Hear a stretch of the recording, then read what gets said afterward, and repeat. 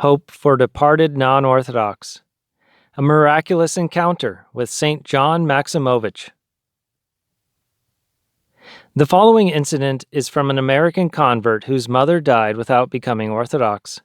He was in sorrow and uncertain how to pray for her when he received this answer from Vladika John, which he also interpreted as a sign that we should be missionaries and show love and concern for the non-Orthodox around us. I was reading in the afternoon from the Orthodox Word of May-June 1974. First, I looked at the photo of Vladika John's sepulchre. As I did, I read again the Troparion for him, and on finishing was moved to kiss his sepulchre and said to him how sorry I was that I had not visited it more often in San Francisco when I had been there.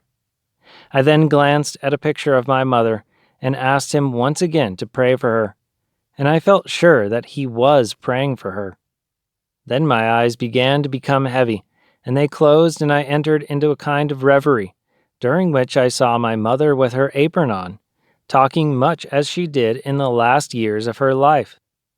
Then suddenly, I sensed that Vladika was praying for her. I then saw her again, but this time down on her knees, crying and saying how sorry she was for her sins.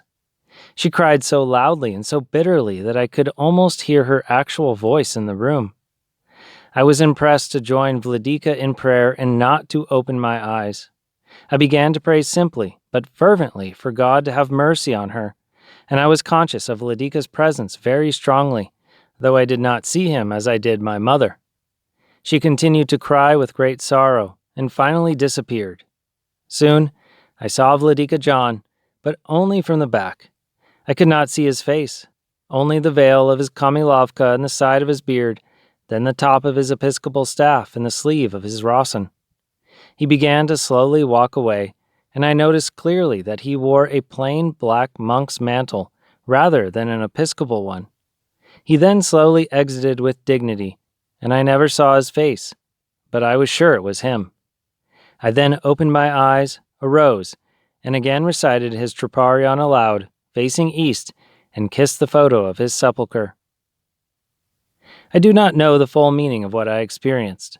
One thing I note is that Vladika said nothing and made no promises. I was simply assured of his prayers and of the need of my own and others.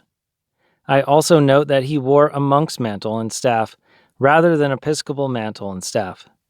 This would indicate to me that he did what he did in a private capacity rather than as a bishop in official capacity, which would mean that he affirms the Church's prohibition of offering public prayers for departed non-Orthodox, but also affirms the teaching that private prayers for them are of great value and should be encouraged. Joseph McKean, Youngstown, Ohio, September 6, 1974.